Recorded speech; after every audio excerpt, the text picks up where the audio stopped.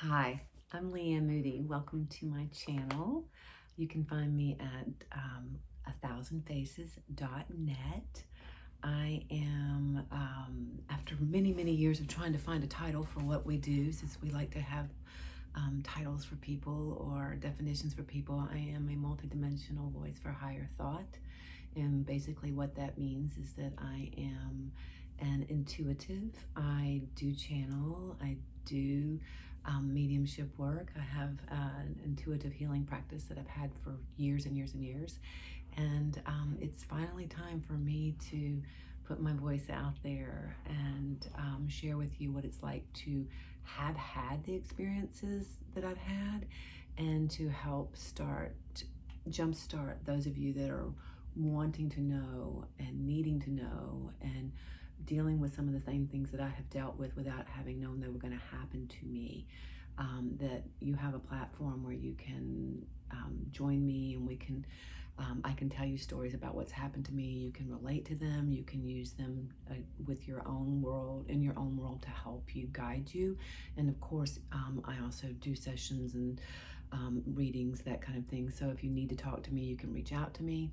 The way to do that would be at 1000faces.net. You have to spell that out, 1000faces.net.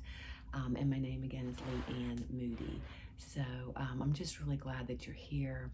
I'm really honored that you're taking time to step in and listen today, or sit down and listen today. And I'm hoping that whatever we put out there, your soul is going, yes, thank you for the good food, because that's really the only reason for me to be doing what I'm doing. And my heart longs to help and support and be of service. So thank you. What I was going to say for today is I want to keep it kind of simple and easy. And, I have been at this now for over 30 years consciously. I didn't understand as a younger person what was going on with me, though. And so for the first 30 years of my life, I just kind of thought my central nervous system was just in constant anxiety and constant influx of feelings and emotions that I didn't understand. And I literally would shake, and had to go through a lot of exercises to try and hide that from people, that I was that wound up inside. What I didn't know at the time was, we have a very familiar word, and I've used this before, but I was picking up on every single feeling that everybody in every room was having, whether it was physical or emotional or even spiritual. And I didn't have any way to identify any of that.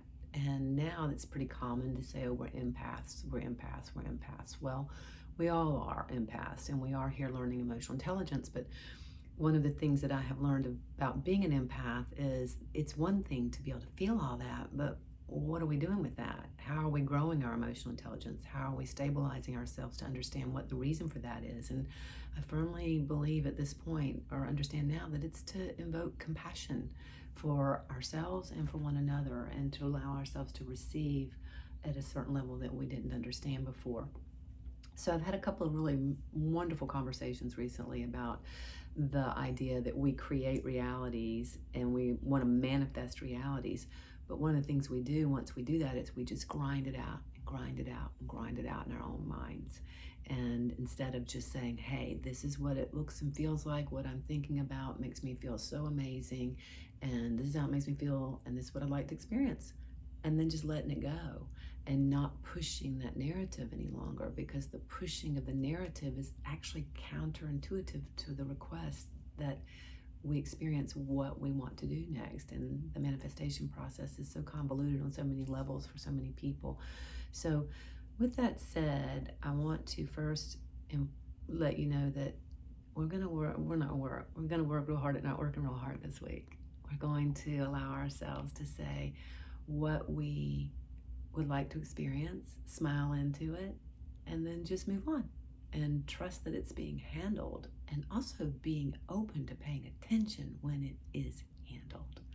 And that leads me to this brief story I want to tell you, is that in my early 30s, when I just had my two children and had quit working professionally, I was working, but I had put my career on hold. As I say, put it in a drawer and locked the key, kind of put that part of LeeAnne away. I began working part-time for a friend of mine. I lived in Atlanta. I had to make a long drive down 400 from our suburb to get to her shop that was in Buckhead, Midtown area of Atlanta.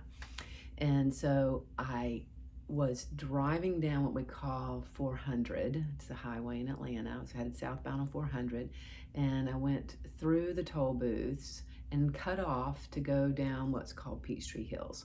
It's a little area cut through to go over to Peachtree Street. Anyway, I had been listening to a song on the radio that had been very popular when I was in college or a younger adult, and I couldn't remember the name of the band that sang it. So it had been blasting when I was coming down 400, and I'm just hauling butt to get to work and all that, and I'm singing at the top of my lungs, and the whole time I'm going, who sings this? Well, now we just look on our screen in our car, and it's sitting right there if you're plugged in. And I'm like, well, we didn't have that ability at that point. So it was just driving me crazy as I'm singing the song, and I'm literally asking the question the whole time. I can't figure out why I can't remember the name of this band. So I come off 400, get into Peachtree Hills, and I get stopped in a line of traffic, and I'm frustrated because I'm supposed to be at work, and I'm probably 5 minutes behind already. And there's a bunch of guys working on a sewer line, and they've literally got the top of the manhole off, and so there's like 3 trucks, and they're blocking this little side road that I was going to use by a trestle. And I'm like sitting there getting frustrated, and I never even notice until I've finally gotten through all of this and turned the corner, that there's a guy who's been standing on the street with his back to me the entire time, and he's in a white t-shirt, and on the back of his t-shirt in big black letters it says yes.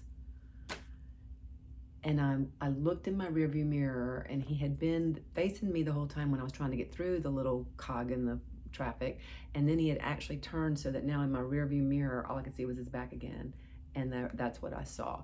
And it took me about 15 seconds before I realized the name of the band was Yes. And I was like, oh my gosh. I mean, I went flying into work that day. It was a boutique I was working in. And of course, they're all looking at me like I've lost my mind and it's not that big a deal. And not only that, I probably made it up. And I'm thinking, I didn't make it up. I didn't make it up. I had been asking for 5-7 minutes while that song, because it's a long song, was going, who sings this? Why can't I remember? And the whole time that I was waiting there was a guy sitting in a shirt which had the answer on it. And so what I would say to you today is, that's simple. It's easy. There are no accidents. There are no coincidences. However, that's a pretty amazing thing. I asked, it was given, and if I hadn't been paying attention, because I wasn't, and took another second glance, it's like something in my head said, pay attention. And I suddenly went, oh my gosh. Answered, just like that. I could have just as easily not even seen it. And so I just want to put it out there to all of us as we're moving through this day that information's everywhere. We're being communicated with all the time. This is not all there is. We have so much more that's available to us.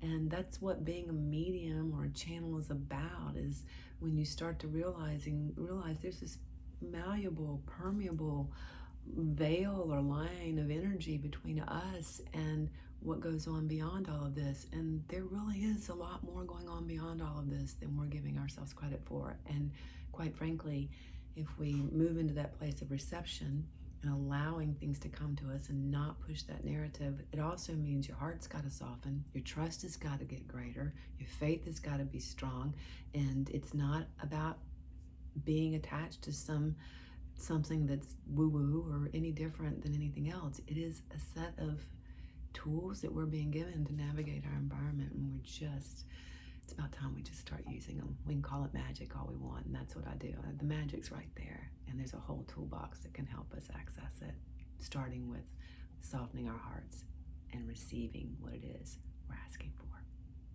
Not begging for it, not defending, not crying, it's not here.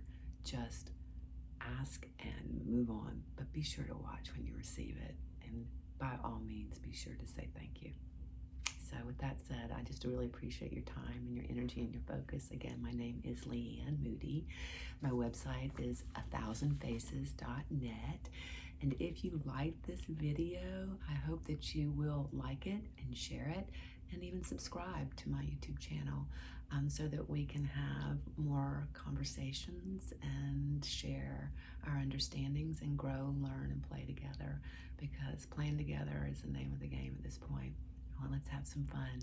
I love you. I hope you have a great day. And yeah, just keep it open and let's keep going. I'll talk to you soon. Thanks so much. Namaste.